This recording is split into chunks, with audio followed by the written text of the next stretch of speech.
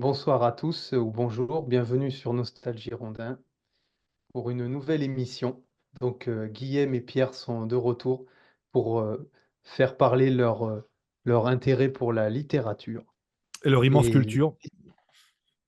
le quoi? Et leur immense culture, bien sûr. Voilà, et leur immense culture. Bonsoir Pierre. Bonsoir camarade, comment vas-tu? Oui, ça va très bien. Il fait un peu plus frais là à La Réunion, donc on respire mieux.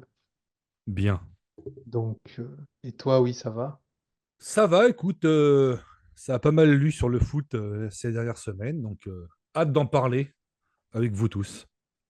Oui, je vais commencer par le livre que je veux présenter et puis après on parlera des tiens alors, mais tu Mhm. m'interromps à tout moment. Je te couperai la parole dûment.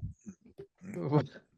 Et bon, ça va aller vite, hein, euh, j'ai j'ai amené dans mes valises pour l'océan Indien un livre qui s'appelle Zidane, le roman d'une victoire, écrit par Dan Frank, un romancier assez connu dans le paysage littéraire français. Bon, j'ai pas lu d'autres livres de lui, mais il a une bonne réputation.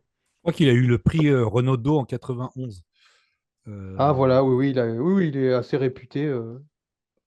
Je pense que, bon, après moi, je ne suis pas un grand spécialiste de littérature contemporaine, donc je peux pas dire, je peux pas trop l'évaluer. J'ai lu que cet ouvrage de lui. Et donc, bon, alors bon, tu m'interromps hein, si tu veux. Ça Bon, marche. je vais vous expliquer.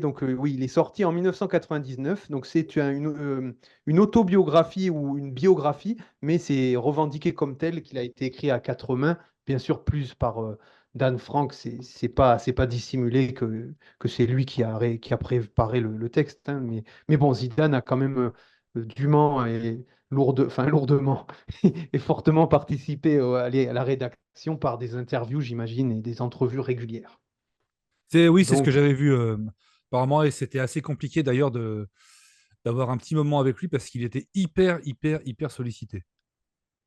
oui, et d'ailleurs, ce côté-là, c'est la difficulté des rencontres et fait partie du récit. Hein. C'est pas, il le dissimule pas dans le récit et il explique à chaque fois, il a du mal parfois même à passer les agents de sécurité à Clairefontaine parce qu'ils veulent pas le laisser rentrer, donc il est obligé d'essayer de téléphoner à plusieurs personnes pour que Zidane vienne le chercher en fait et le laisse rentrer quoi. C'était après. Je situe le contexte. Je l'ai obtenu. J'en ai fait l'acquisition, ou plutôt on me l'a offert par quelqu'un de ma famille en mars 2000. Donc à l'époque, Bordeaux était champion de France en titre. Et, euh, et donc, on était juste avant l'Euro 2000, donc on était dans les trois glorieuses, on va dire, pour les supporters bordelais, c'est-à-dire 98, 99, 2000, Coupe du Monde, 99, Championnat de France de foot remporté par Bordeaux, et 2000, Euro 2000, avec des Bordelais ou des ex-Bordelais qui allaient briller. Donc j'ai acheté ce livre, enfin je l'ai récupéré en 2000, mais il était sorti quelques mois plus tôt, en 99. Donc Zidane était à ce moment-là Ballon d'Or depuis peu, enfin depuis l'année d'avant, pardon. Et puis il jouait à la Juventus de Turin. Donc faut comprendre hein, pour nos jeunes auditeurs qu'on ne savait pas qu'il irait au Real Madrid et qu'il ferait partie des Galactiques, etc. À l'époque, il jouait à la Juventus de Turin et c'était déjà un club qui était au sommet dans les quatre ou cinq plus grands clubs européens à l'époque avec le Real ou Manchester. Voilà. Que dire de plus? Donc, oui, alors après, il faut voir que bon, Zidane était très connu, mais il a explosé après la Coupe du Monde suite à ses deux buts en finale de la Coupe du Monde contre le Brésil, deux buts de la tête sur corner pendant la première mi-temps. Donc, c'est ça qui a quand même fait éclater sa notoriété. Même si pour nous qui étions des supporters bordelais depuis des années, c'était déjà notre idole depuis longtemps. Et on avait eu du mal à digérer son départ, même si on le comprenait d'un point de vue économique et sportif en 96 après l'épopée en Coupe d'Europe, mais on était quand même triste. Guillaume, je reviens sur ce que tu Oui. disais. Un départ sur le plan économique qui n'était pas extraordinaire, hein, parce qu'il n'est pas vendu cher, hein.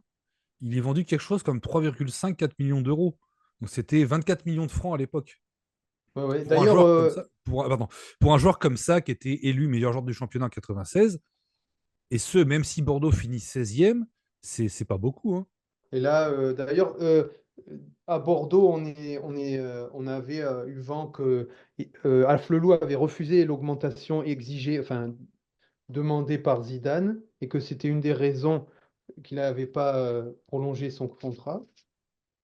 Il y avait eu des articles de presse là-dessus en 96, je crois, en juin.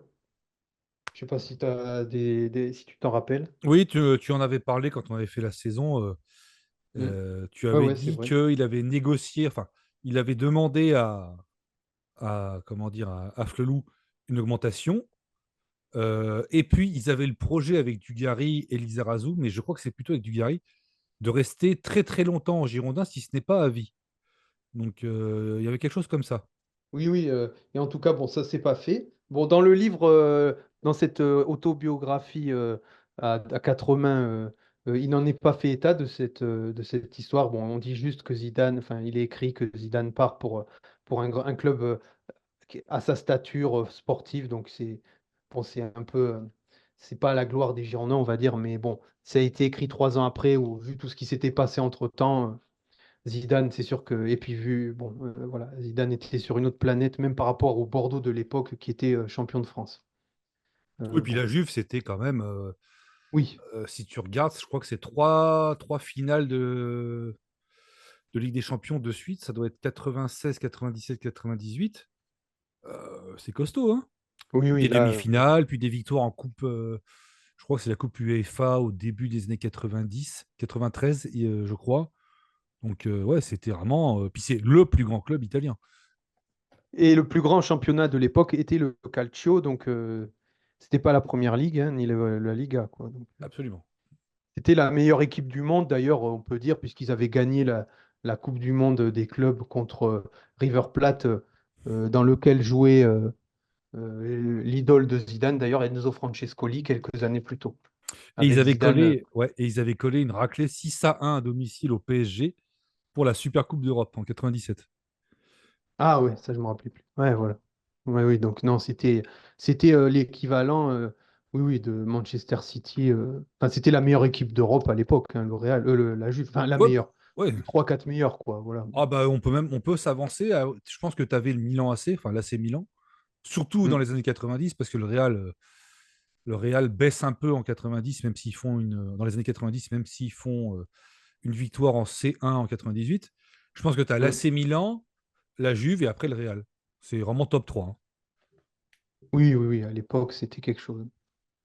Donc, tout ça pour dire que euh, la Zidane avait marqué ses 2 buts. Il avait reçu la Légion d'honneur suite à la victoire en Coupe du Monde, comme toute l'équipe de France, décernée donc directement par Jacques Chirac, alors président de la République, euh, à l'Élysée, au cours après quoi il y avait eu un repas allé dans les salons de l'Élysée avec les joueurs. Où, Monsieur Chirac donc était assis à côté des joueurs de l'équipe et Zidane était assis à côté de son copain Christophe Dugarry sur la table, enfin à la table. Voilà, que dire d'autre? Donc je cherche. Oui, il y avait voilà, Zidane était au bout de la table à côté de Dugarry, oui, c'est ça. Et avec Emmanuel Petit à sa droite et Dugarry à sa gauche. Voilà, c'était le Père, le Fils et le Saint-Esprit, quoi. Ouais. Est-ce qu'ils étaient 13 à table? C'est la question. Non, ils étaient plus, puisqu'ils étaient 22. Ils n'étaient pas encore 23 dans la sélection comme maintenant. Oui. 22. Tout ça aux frais du Attends. contribuable, hein, bien sûr, hein. Pardon, excusez-moi, j'ai eu un Oui, relent. oui. Ouais, ouais. Tout ça avec nos impôts, hein. C'est assez scandaleux, surtout pour une équipe Black Blamber, hein. Petit dérapage, bien sûr, humoristique, hein. Ouais, Comme l'avait appelé. précise que c'était une blague, hein, parce que. Oui, oui. Non, bien sûr, je ne suis pas du tout dans ces idées, mais il y avait Quoi? à l'époque le Pardon. fameux slogan Black Blamber de Jacques Chirac, qui avait une France unie par-delà les ethnies et les origines sociales ou géographiques de ses membres. Voilà. Bon, ça n'a pas duré très longtemps, hélas, on le voit aujourd'hui avec les scores de certains partis. Mais un bel idéal.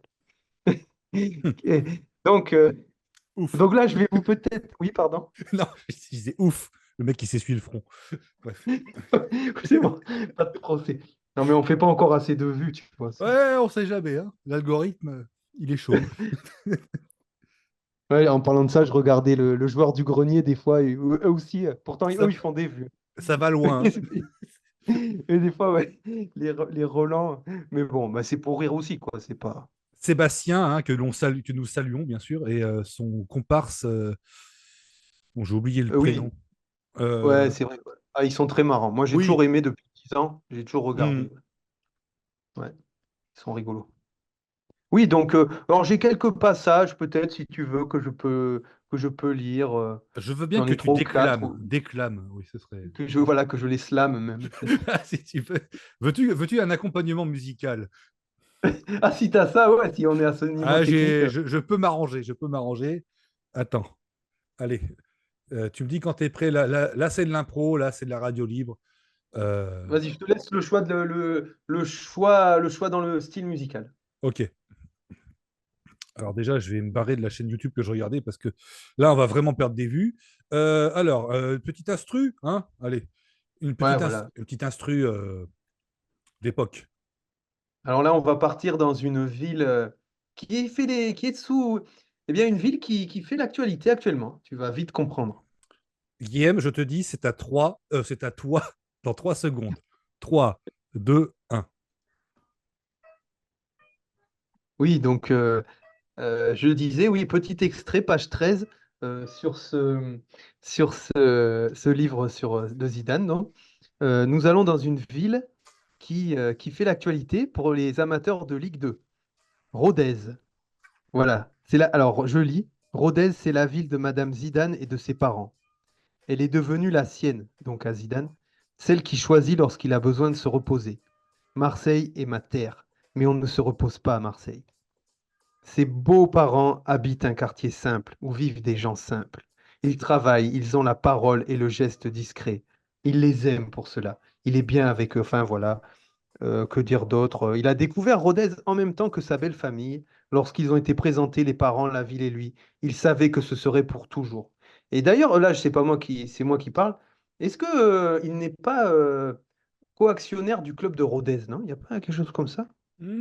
C'était pas Evian? Pas un truc comme Ah ça. ok, non, non, ben, je sais plus. Ouais, Il me semble que ouais, c'était Evian, ouais, ou quelque chose comme ça. ouais, voilà. Bon, en tout cas, Zidane, donc son premier fils est né à Bordeaux, parce qu'ils habitaient à Codéran, donc et, euh, et voilà. Donc le premier extrait. Après un autre extrait marrant, que j'avais trouvé marrant. Donc pour resituer le contexte de l'époque avant Internet et les smartphones. Attends, je te choisis une instru qui sera plus dans le Ouais, tu peux texte. choisir une instru hip-hop un peu, tu vois, hip-hop marseillais, tu vois. Ah oui, oui, oui, non, mais t'inquiète, t'inquiète, t'inquiète. Si j'entends pas moi, mais tu peux choisir. Attends, parce que là, évidemment, je ne trouve pas. Euh, comment Sur s'appelle cette Internet. chanson? Oui, sur les internets, mais je suis en train de chercher une chanson d'Udi Group que nous ne pouvons divulguer, évidemment, pour des questions de surprise. De Ah, c'est bon, divulgation. j'ai trouvé. Hop là. Et là, tu vas reconnaître et je pense que tu vas kiffer. C'est à toi. Ouais. Sa meilleure copine de l'époque était une grande demoiselle grise. Ah oui, pardon, je resitue. Là, il a 13 ans et il est parti à Cannes au centre de formation. Sa meilleure copine de l'époque était une grande demoiselle grise au regard transparent qui l'attendait au coin de la rue, une cabine téléphonique. Elle était à l'enfant ce que le portable sera à l'adulte, une oreille prolongée d'un cordon ombilical conduisant au cœur d'un foyer éloigné. Véronique aujourd'hui, Malika hier. Chaque soir, et si ce n'était pas tous les jours, c'était le plus souvent possible. Yazid appelait sa famille. Donc Yazid, c'est le surnom de Zidane. C'est son Il prénom. racontait ouais, son prénom, ouais. Il raconte, ou son, ouais, bah oui, peut-être. son deuxième prénom, je sais pas. Il racontait son emploi du temps, le ballon, encore le ballon, toujours le ballon. Je m'entraînais tout le temps. Citation. Bon, voilà. C'est vrai, hein, Voilà. arraché à sa famille, et c'était compliqué quand il est parti de Marseille, parce qu'il aimait beaucoup Marseille. Hein. C'est lui, ce qui lui manquait, c'était de jouer avec ses potes sur le parvis de la Castellane, La là où il a... Startan. Ouais, c'est ça. Là où il a fait ses gammes, hein, là où il a appris à éliminer les joueurs et à développer sa technique. Oui, d'ailleurs, il dit que à l'époque, quand il y en a un de ses copains qui arrivait à faire un geste technique sur la place Tartane, là, donc chacun devait y arriver. Donc ils s'entraînaient à la chaîne tous ensemble jusqu'à ce que tout le monde y arrive à faire ce geste technique pour éliminer l'adversaire.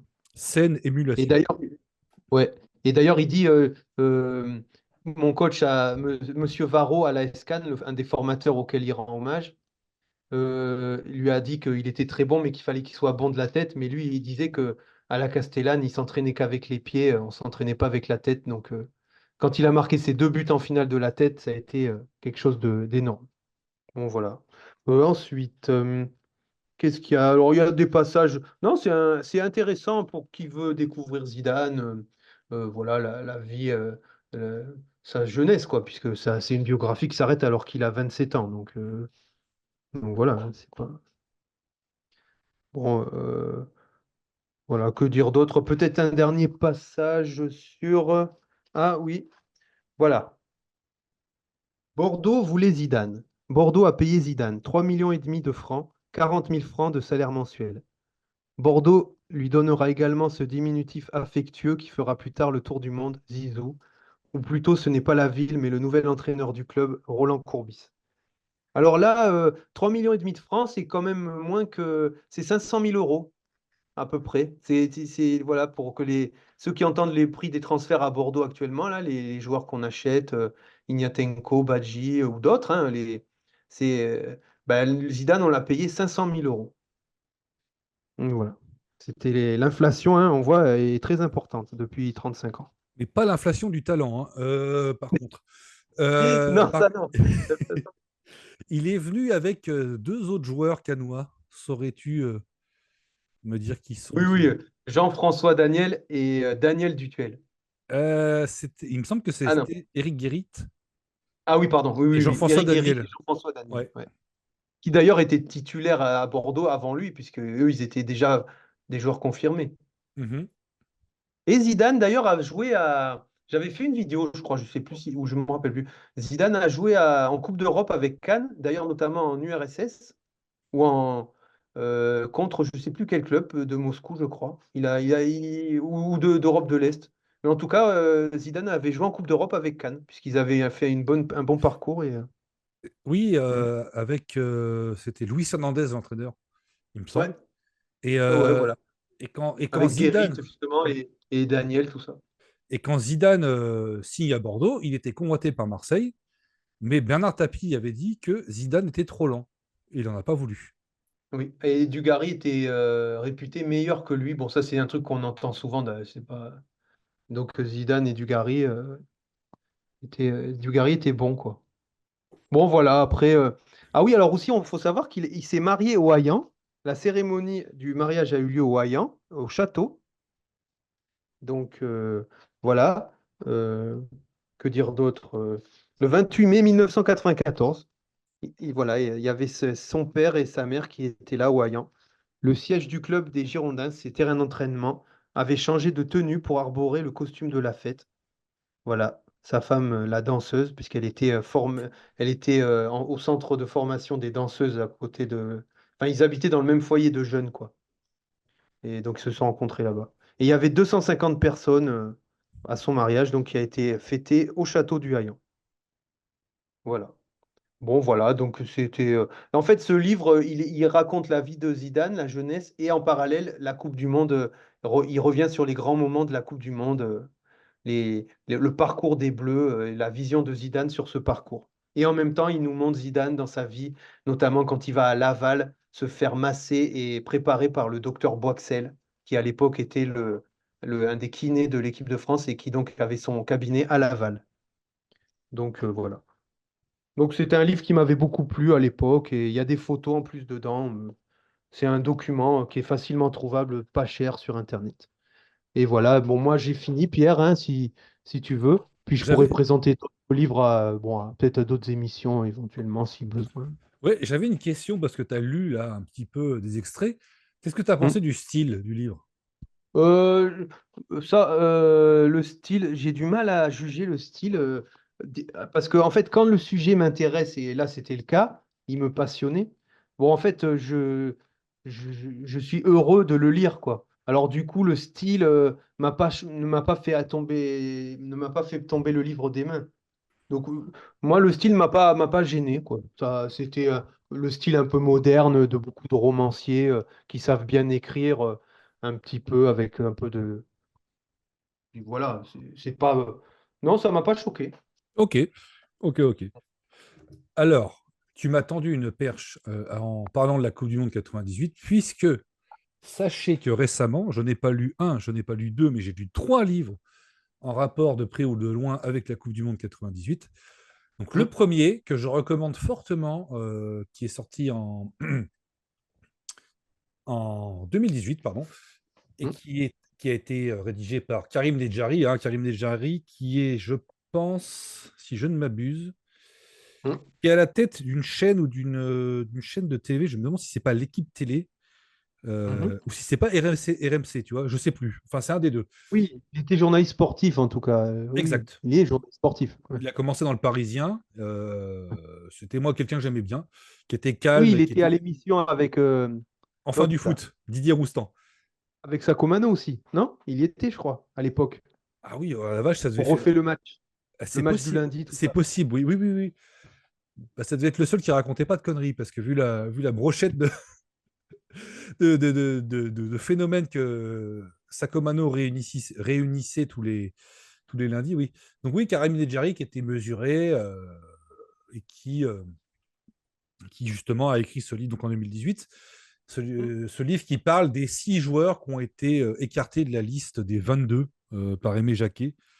Donc il raconte comment s'est passée l'annonce de cette nouvelle, qui est assez horrible à vivre, hein, je pense, parce que en fait, les joueurs étaient dans leur chambre et quelqu'un venait, je crois que c'était Philippe Bergerot, si je ne m'abuse, ou Henri-Émile, je ne sais plus. hum. Bref, quelqu'un du staff de l'équipe de France venait toquer à leur porte pour leur dire qu'ils avaient une réunion et que Aimé Jacquet souhaitait les voir. Donc voilà, donc quand ils se sont retrouvés les 6 dans le bureau d'Aimé Jacquet, ils ont vite compris. Euh, c'est Sabri Lamouchi. Ouais, ouais. Alors, je vais citer quels étaient les joueurs. Il y avait Sabri Lamouchi, donc, Hum. Lionel Letizy, Ibrahim Ba, Nicolas Anelka, Pierre Lègle et Martin Djetou. Donc, Sabri Lamouchi dit à Aimé Jacquet, en gros, abrège, ça sert à rien ce que tu nous dis, on a compris. Et il décide les 6 de repartir le soir même bah, chez eux, pour la plupart. Donc, Ba demande à son agent de venir le chercher. Euh, le Tizi est raccompagné par l'un des membres de la sécurité de la garde rapprochée de l'équipe de France. Euh, Lamouchi et l'Aigle rentrent chez eux, je crois. Djetou, lui, finit dans Paris après avoir bu pas mal de bière. Et le livre raconte comment les joueurs ont vécu bah, justement cette nouvelle. Il essaie d'expliquer les raisons. Donc, pour Martin Djetou, par exemple, ce serait parce qu'il aurait pris la place lors d'un déjeuner de Marcel Desailly à la table où étaient réunis les joueurs pour manger. Ibrahim Ba, c'était parce qu'il s'était embrouillé et avec Desailly et avec Deschamps, parce qu'en Serie A, parce qu'il jouait au Milan avec Desailly et il a joué contre Deschamps qui jouait à la Juve. Et lors d'un match, ils se sont pris le bec et avec Desailly et avec Deschamps. L'Aigle, c'était parce qu'il avait un caractère un peu trop effacé. Le Tizi, c'est parce qu'il avait fait une erreur contre la Russie Ah peu de oui, temps avant la Coupe du Monde. Donc voilà, ils essaient d'expliquer. Et mais Jacquier dira que ce sont des choix purement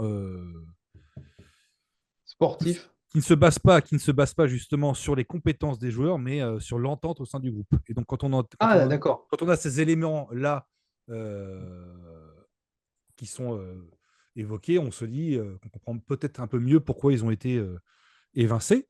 Donc c'est un livre très intéressant, hein, et puis on voit que dans les parcours des joueurs, il y a des joueurs comme Ibrahim Ba, Martin Djetou qui s'en remettront jamais vraiment, d'autres comme Lamouchi qui finiront parmi les meilleurs milieux de terrain en Italie.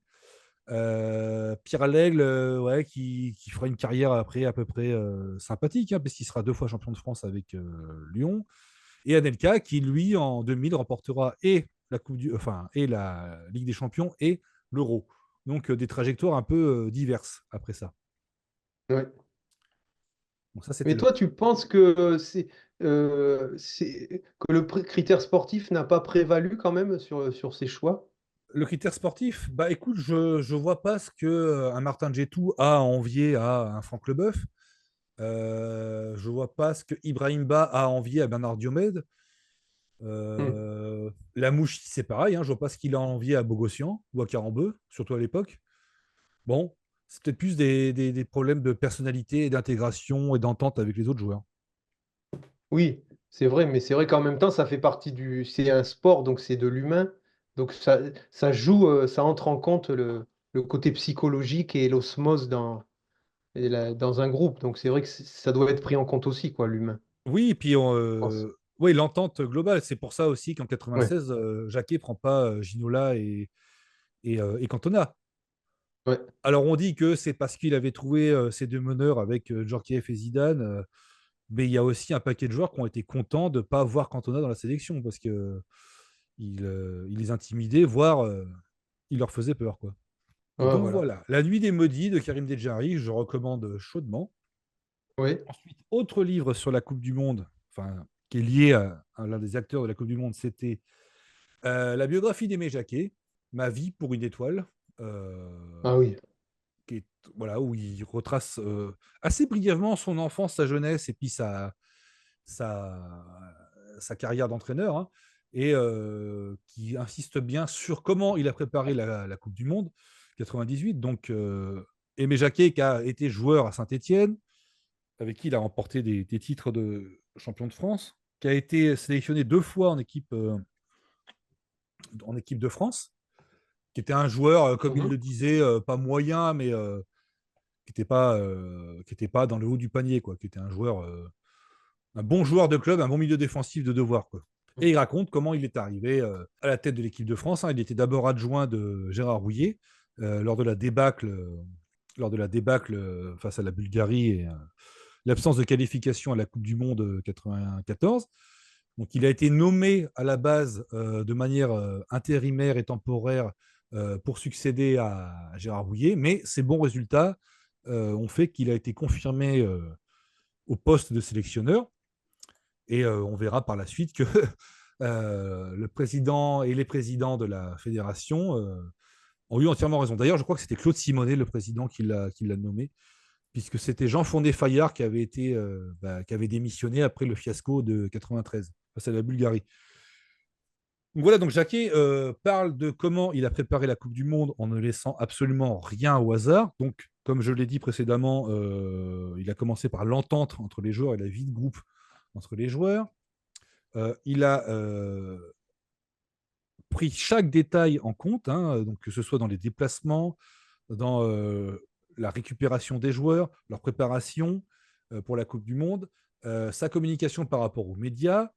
Et d'ailleurs, il insiste assez lourdement là-dessus. Il estime avoir été victime d'un traitement honteux et lamentable de la part de l'équipe, hein, et il dit toujours qu'ils ne se sont pas attaqués à ses compétences, mais à l'homme, en disant qu'il était malhonnête, par exemple, parce qu'il avait été entraîneur des Girondins de Claude Bèze et que ne peut pas dire que c'était l'honnêteté totale à ce niveau-là et la transparence totale. Donc, le journaliste de l'équipe euh, met en cause son honnêteté. Il est mis en cause en raison de son accent, de sa façon de parler. Bref, tout sauf le concret. Et Jacquet, il fait 3 ans sans perdre un match, donc entre Mhm. 93 et 96. Je crois que c'est un match au Danemark. Je crois que c'est plus de 20, voire une trentaine de matchs sans défaite. Ils battent l'Italie, ils battent l'Allemagne, ils font demi-finaliste à l'Euro 96 avec une équipe qui se cherchait un peu, hein, et puis un Zidane qui était l'élément clé avec Djorkaeff de l'animation offensive. Zidane qui était très fatigué après une saison éprouvante avec les Girondins, qui avait eu un accident de voiture, je ne sais pas si tu t'en souviens, juste avant l'Euro. Il avait eu un accident, il avait foncé dans un mur et il s'était pris le levier de vitesse dans la cuisse, enfin dans l'arrière de la cuisse. Ce qui fait qu'il avait été diminué pendant la compétition. Donc voilà, il revient sur cette période-là où il essaie de trouver son équipe, hein, de trouver son système. Donc il va faire des essais, il va tâtonner, ça va pas plaire aux journalistes. Et puis même, euh, juste avant la Coupe du Monde, il y aura des matchs face à la Finlande qui ne dissiperont pas les doutes sur l'équipe de France. Voilà, donc il explique comment il a surmonté tout ça, il explique comment il a créé l'union sacrée avec l'équipe de France et le staff, justement en créant une bulle, donc la fontaine, et comment il a mené l'équipe de France à la victoire. Il dit notamment que un des matchs les plus stressants, c'était le match face au Paraguay, hein, parce qu'on s'impose 1-0 à 6 minutes de la fin ou à 9 minutes de la fin grâce au but en or de Laurent Blanc. Voilà, et après, il dit que face à la Croatie, l'équipe commence bien, mais laisse un peu peu à peu la balle aux Croates et ça va pas du tout en fin de première mi-temps et en début de deuxième mi-temps. Et il dit en revanche que le succès en 98 contre le Brésil en finale était le match le plus facile qu'il a eu à préparer. Et ce qui est incroyable, à chaque fois, ce qui ressort, c'est qu'il ne doute à aucun moment du fait il ne doute à aucun moment de l'issue finale de la compétition. Pour lui, la France sera championne du monde. Et ça, il l'a en tête et il le martèle à chaque fois. Ce qui est quand même incroyable, notamment quand on voit le climat de suspicion qui régnait autour de l'équipe de France. Est-ce que tu te souviens, toi, de la Coupe du Monde et de ce qu'on racontait sur Aimé Jacquet, justement, pendant Oui, la... oui. avant et après, et avant et pendant, pardon. Oui, j'étais assez euh, poreux à ce que disait l'équipe. Mais une scène intervention de Pierre Arditi, le comédien, sur Téléfoot un dimanche matin, Alors, ce quelques n'était pas semaines avant Téléfoot, le c'était début. l'émission avant Téléfoot. Ouais. Mais c'était pas Téléfoot. Ah d'accord. Bah, en tout Hmm. cas, je crois, ah ouais, voilà, et qui avait défendu Aimé Jacquet en rappelant que ce que tu viens de dire, quoi, qu'il avait des très bons résultats et que bon, il fallait juger sur sur les résultats, pas sur d'autres choses. Et donc j'avais soutenu Aimé Jacquet. C'est vrai qu'à l'époque, le temps passait vite et nous, on n'avait pas conscience qu'il était entraîneur, il avait été entraîneur du Grand Bordeaux de 10 ans plus tôt. Ouais, Mais c'est vrai que ça nous paraissait tellement loin les années 80, c'est alors clair. que c'était seulement 10 ans avant. On est 30 ans après là. Mais, Eh, euh, ouais, voilà quoi. mais ouais, ouais, c'est vrai que Aimé Jacquet, oui. Là aussi, comme on disait tout à l'heure avec les bannis, on voit comment quelqu'un. Après, c'est sûr, nous, on a le résultat, donc on sait qu'est-ce que ça a donné. On peut juger qu'il a réussi ce qu'il a voulu faire.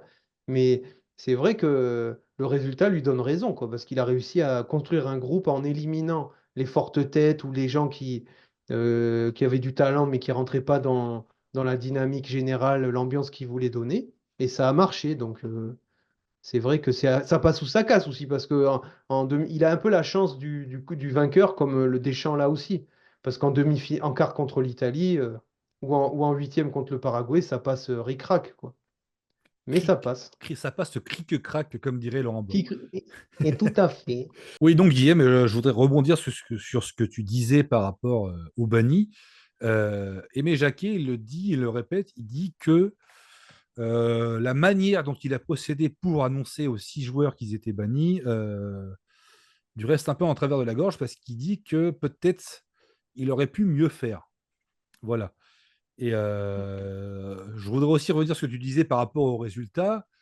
Les résultats lui donnent raison par rapport à la victoire en Coupe du Monde, mais les résultats avant la Coupe du Monde lui donnaient raison aussi, puisqu'on était resté sur une trentaine de matchs sans défaite, certes avec un fond de jeu pas emballant, mais l'équipe gagnait et l'équipe était solide.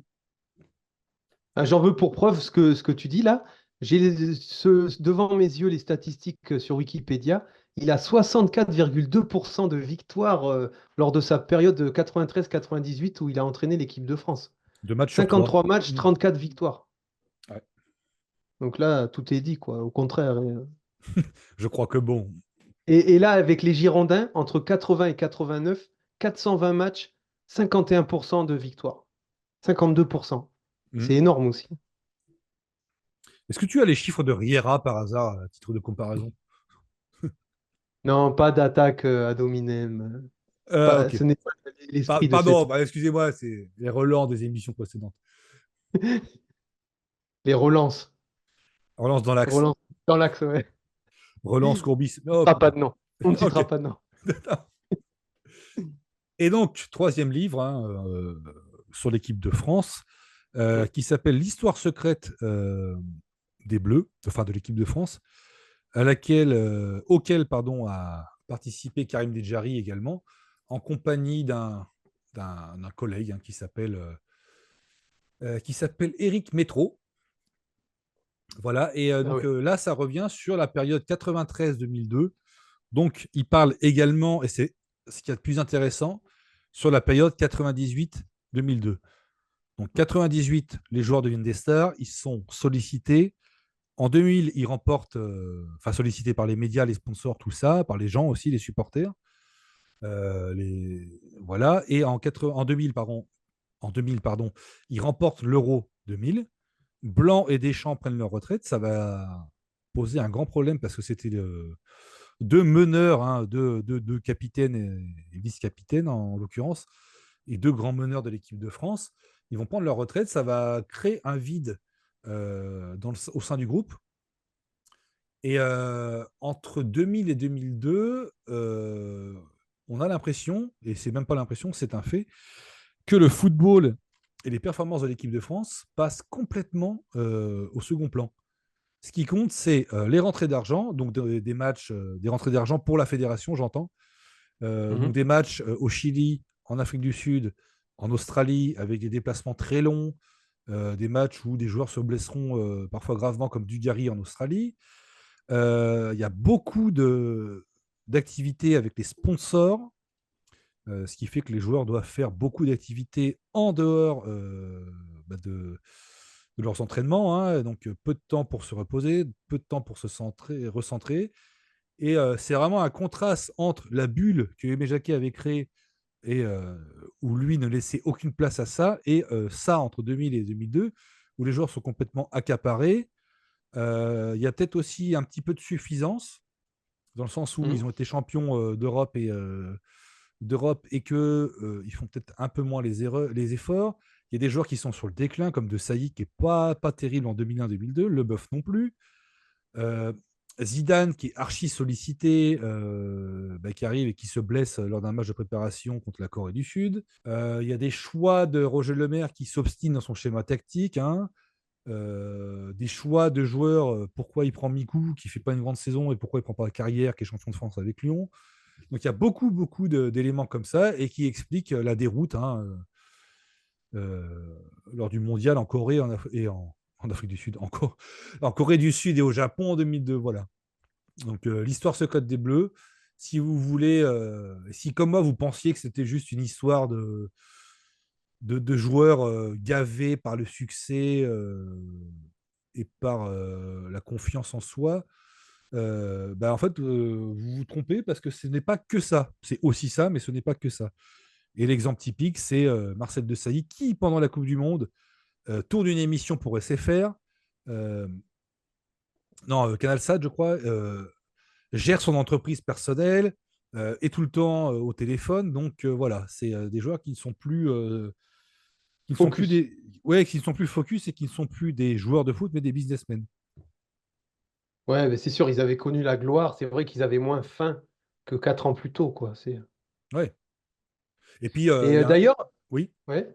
Non, vas-y, pardon. il y a un truc qui m'a choqué, en fait, c'est peut-être inaperçu, passé inaperçu pour les autres, mais il racontait par exemple les trajets entre les séances d'entraînement, les différents stades où se disputait la Coupe du Monde. Mhm. Et en fait, les Bleus, ils arrivent, ils font 16 heures d'avion, enfin je ne sais pas combien pour aller en Corée du Sud, puis ils atterrissent, ils reprennent un autre avion, puis ils font je ne sais pas combien d'heures de bus, et tu dis qu'en fait la logistique est très mal gérée. Et peut-être aussi que ça explique leur état de dépérissement avancé. Ouais, ouais, c'est sûr. Non, oui, oui. Et puis ils avaient 4 ans de plus. C'est sûr que... Et puis ça se joue à des détails parce que c'est le haut niveau. Donc des fois ça tombe bien, des fois ça tombe pas bien. Bon, c'est quoi. Mais alors, je ne sais pas, j'ai regardé encore. Et malgré tout, Roger Lemaire, entre 98 et 2002, en équipe de France, il aura le. D'ailleurs, c'est assez étonnant. Il a le même pourcentage exactement qu'Aimé Jacquet, 64,2% de victoire, c'est-à-dire en 53 matchs, parce qu'il a fait le même nombre de matchs aussi, ce qui est assez étonnant. Il a 34 victoires. Par contre, il n'a pas le même nombre de défaites et de nuls. Donc, Ouais, alors, comme quoi, bon, oui. malgré tout, c'est un beau parcours. Oui, oui, et puis il ne faut pas oublier que la France a galéré pour se qualifier à l'Euro 2000. Hein. Il faut attendre le dernier match dans une poule où il y a l'Islande, l'Ukraine, la Russie, non, les îles Féroé, si je ne m'abuse, Mhm. l'Arménie. Donc la France galère, il s'en faut d'un but à la dernière minute inscrit par la Russie contre l'Ukraine pour que la France se qualifie directement. Il y a aussi la Coupe des Confédérations face à des équipes pas extraordinaires. Hein. C'était une équipe C du Brésil. Hein. Il y avait, souviens-toi que Paulo Miranda était parmi les 186 joueurs présélectionnés pour, pour Ah, le... j'avais oublié ça. Oh, ah ouais. ce qui en dit C'est long vrai sur la. qu'il y avait. Ouais. Ah ouais, c'était chaud. Et puis, ouais, puis il y a des matchs là en 2001, 2002, notamment en 2001 où la France écrase. Je me souviens, c'était contre le Portugal. Il y a l'Écosse aussi. Ces matchs-là où la France est nettement supérieure, mais ce sont des matchs amicaux face à des équipes qui sont pas au mieux, quoi. Donc peut-être un trompe-l'œil. Oui, oui, oui. Oui, on était champion de France, champion du monde des matchs amicaux, la France, avant 98. Mhm. Là, on l'est redevenu un peu après, quoi. Après les 2000. Donc voilà, si vous voulez faire une séquence nostalgie, foncez avec ces trois bouquins qui se lisent très vite, qui sont très bien rédigés, notamment La Nuit des Maudits. Hein. Karim Dejari a une plume finement ciselée. Et même la biographie d'Aimé Jacquet est un peu plus simple dans l'expression, mais se lit très facilement. Oui. D'ailleurs, c'est le même éditeur qui a publié la biographie de Zidane et celle d'Aimé Jacquet, c'est-à-dire Robert Laffont. Coïncidence? Je ne crois pas. Très Donc bien. ces livres nous amènent à parler des livres sur les Girondins. Alors je ne sais pas si tu en as lu ou si tu veux en évoquer quelques-uns ou un seul. Bah, j'ai lu les tiens, mais oui, qui- on en a déjà parlé. Donc d'ailleurs, oui, comment se porte leur vie commerciale Écoute, ça se et vend, ça se vend, ça se vend. très bien. Ça se vend. Écoute, peut-être des interviews à venir. Je ne peux pas en parler. J'ai signé une clause de confidentialité. Ah ok. Bah oui, on en parlera plus tard. Mais oui, oui, non, alors là, pour ce soir, j'ai pas de livre à présenter. Mais j'en aurai, ouais, je pourrais en faire d'autres si tu veux plus tard. Avec grand plaisir. Alors pour ma part, je vais en évoquer deux. Le premier qui s'appelle Bordeaux 140 ans de football, Hum, signé Jean-François Pibre. Alors, est paru aux éditions NA Édition, donc je ne sais pas ce que ça veut dire. Peut-être Nouvelle-Aquitaine Édition, je l'ignore. mhm, Alors, c'est très bizarre comme livre parce que autant il y a des choses extrêmement intéressantes comme des interviews d'Aimé Jacquet, une préface de Gernot Rohr et de Denis Balbir, et des retours très intéressants, par exemple sur le match de Dniepr, souviens-toi, qui avait été Ah, rocambolesque, un déplacement voilà, où Claude Bèze avait piqué sa crise. Il avait dit, vous arrêtez de nous embêter, sinon on rentre en France. Voilà. Et d'autres passages, notamment sur la saison 98-99. Alors, je ne sais pas à quoi c'est dû, mais qui sont rédigés de manière assez terrible, hein, avec beaucoup hum, de fautes de syntaxe, de grammaire, d'expression et surtout plus grave, de fautes sur les noms propres. Tu vois, Stéphane Potaro, voilà, mais moi je fais l'erreur. Stéphane Porato devient Stéphane Potaro.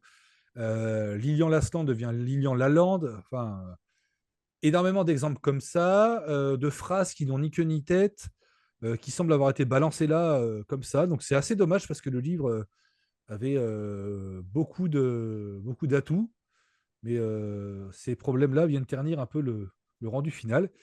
Et un autre ouvrage qui est un peu comme ça, qui retrace l'histoire des Girondins, qui s'appelle FC Girondins de Bordeaux depuis 1881, qui est paru aux éditions M6 Éditions, qui lui a été publié en 2010, je crois, ou fin 2009 ou 2010. Voilà, et qui retrace l'histoire des Girondins décennie par décennie, qui explique la création des Girondins et son évolution.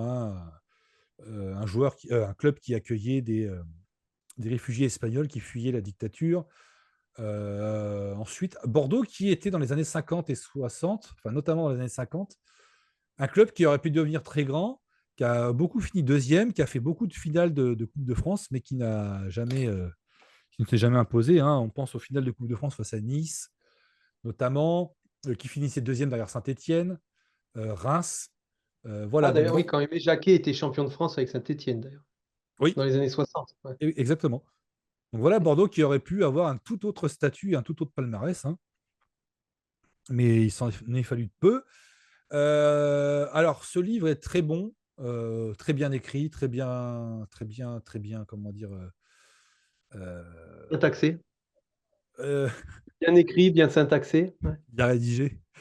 Non, très bien sourcé, comment dire, très bien alimenté par Documenté. documenté. Merci, je cherchais le mot.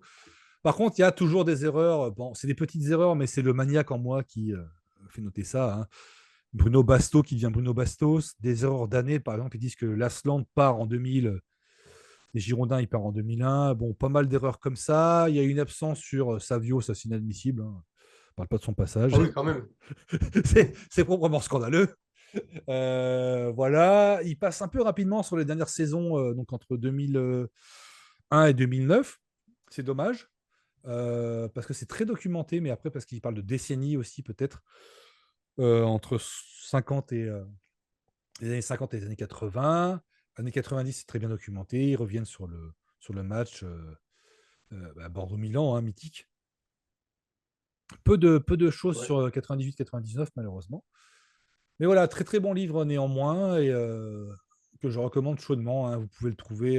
Alors, il n'est plus en vente sur les sites habituels, mais vous pouvez le trouver d'occasion sur des sites d'occasion. C'est vrai que c'est un club qui intéresse il y a toujours quelques livres qui sortent. Ouais, ouais, puis il y a beaucoup à dire surtout. C'est quand Mm. même un club riche avec. Tu vois, par exemple, j'ai appris que Lev Yachine avait joué contre les Girondins lors d'un match amical. Pelé avait joué contre les Girondins lors d'un match amical. Diego Maradona avait foulé la pelouse de l'Escure lors d'un match amical. Tous ces joueurs ont foulé l'Escure. Donc, vu qu'on a fêté les 100 ans de l'Escure il y a une semaine, c'est vraiment un stade légendaire qui a accueilli des joueurs non moins légendaires. Ouais, c'est ta photo de profil, enfin sur Zoom d'ailleurs. Absolument, c'est la photo Maradona. de Alain Giresse et de Diego Maradona. Et soi-disant que c'était Diego Maradona, donc c'est en 83 pour le tournoi de Bordeaux, qui était un tournoi comme il y avait souvent avant les saisons. Diego Maradona était arrivé et avait dit il est où le petit, il est où le petit, en parlant d'Alain Giresse, pour être pris en photo avec lui. Oui, d'ailleurs, je ne sais pas si tu as entendu, mais lors de la retransmission sur l'équipe TV du match des légendes de la semaine dernière pour les 100 ans du Parc Lescure, ou du stade, enfin, je sais plus. Bon, il y a eu, il y a quelqu'un qui a dit, un des commentateurs qui a dit que Giresse, pour resituer, c'était l'équivalent d'Iniesta à l'époque. Donc, c'est vrai qu'on ne se rend pas compte, quoi. C'était un des meilleurs milieux du monde, quoi. Bah, il était numéro 2 au Ballon d'Or en 82, si je ne m'abuse.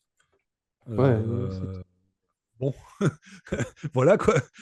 Ça en dit long. Je crois que c'est en 82 parce qu'il fait une Coupe du Monde absolument extraordinaire. En 82, c'est ça. Il est deuxième au Ballon d'Or. ah ouais, puis il est vraiment affûté, hein, et là, il a joué, là, il avait un sacré cardio, hein. Il était vraiment actif, hein, alors qu'il a 71 ans. Ouais, ouais, ouais. Et Oui, bah en face, il y avait son fils qui a fait une belle carrière aussi, bon, pas à son niveau, mais qui a fait une bonne carrière de 15 ans en professionnel. ouais, il a eu la Thibaut. Coupe de France Mm. 2 fois, je crois, hein, avec Guingamp. Ah, Ce qui est pas rien, hein. ouais, ben, ouais, ouais, non, il a fait une très bonne carrière de professionnel.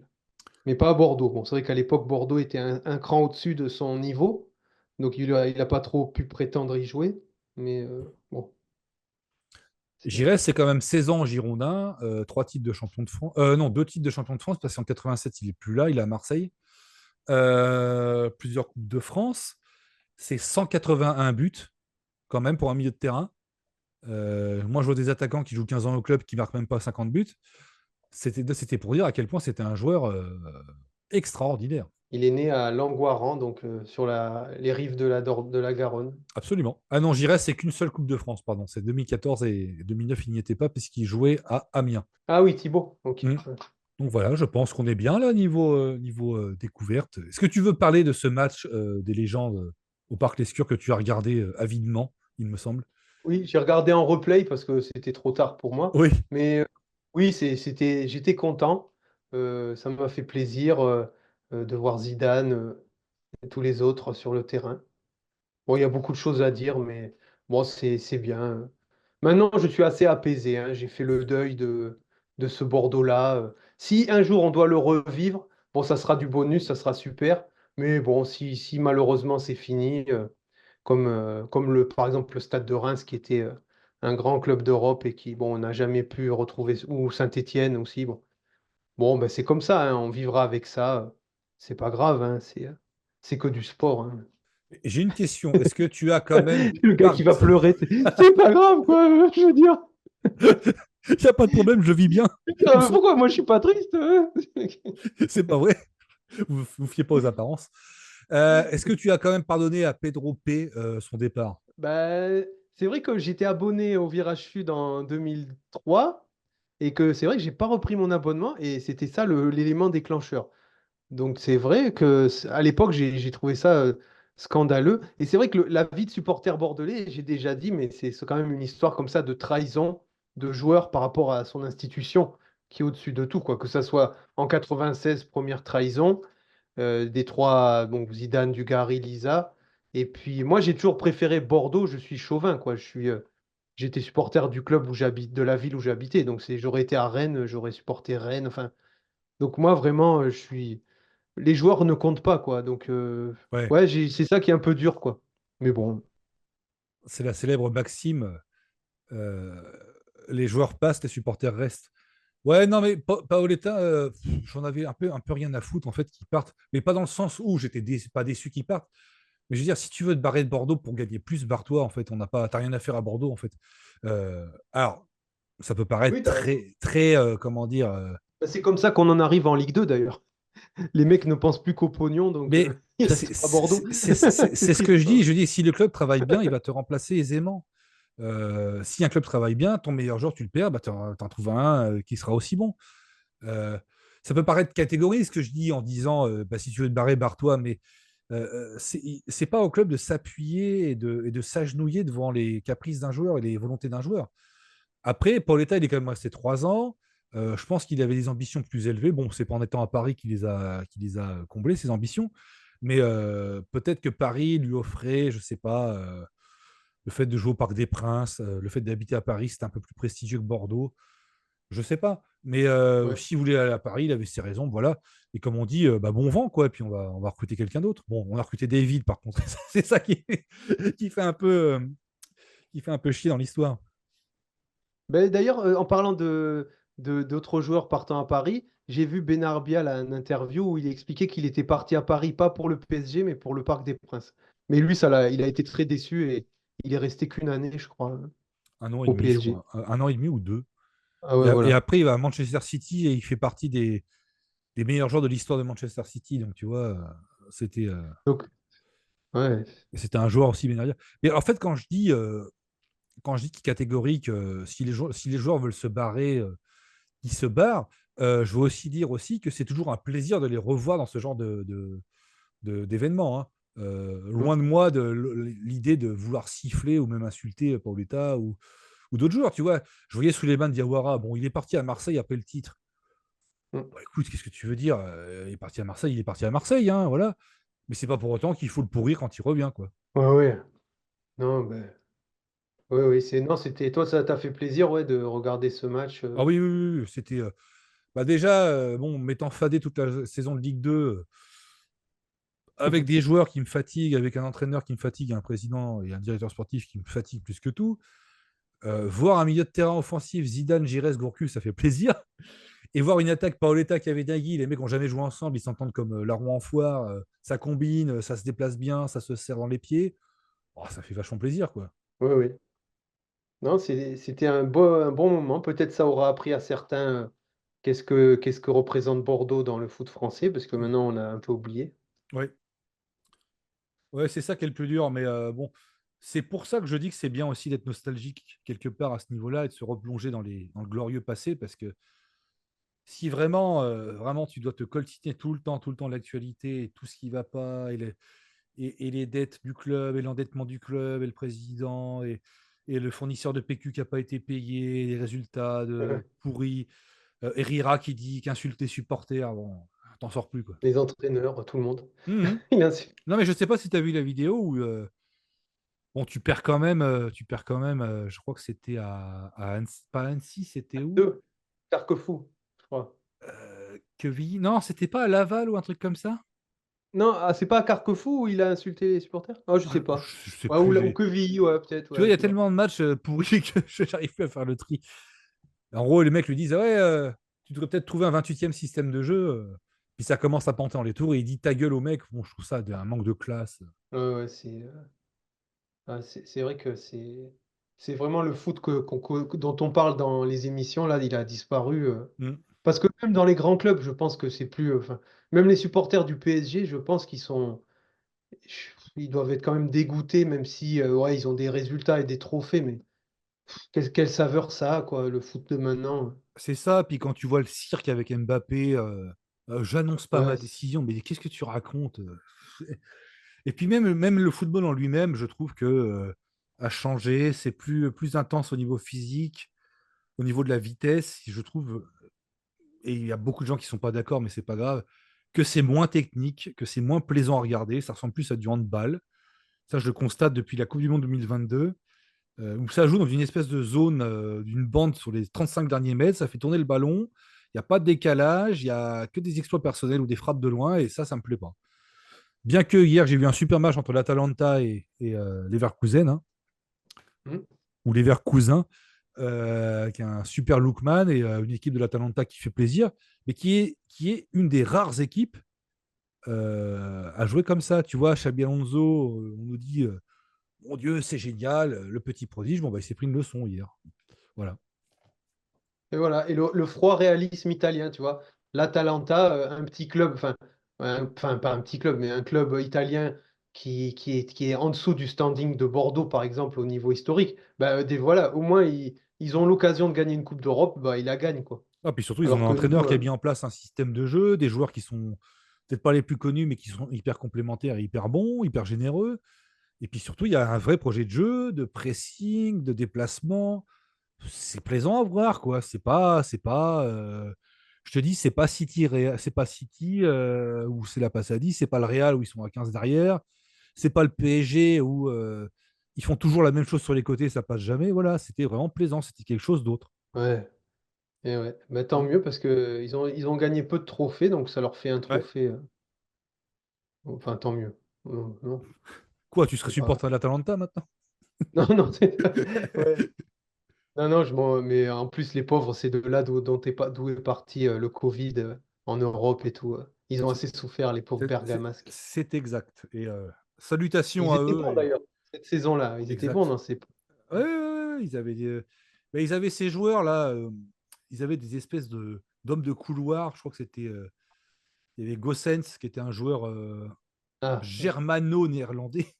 Et De Roon aussi, ouais, qui étaient des bons petits joueurs avec Ilicic, un attaquant très très bon. Ouais, non, ils avaient des super joueurs, hein, des super joueurs. Gossens, à ne pas confondre avec Gossens, le brillant. BDiste de flûte glaciale notamment.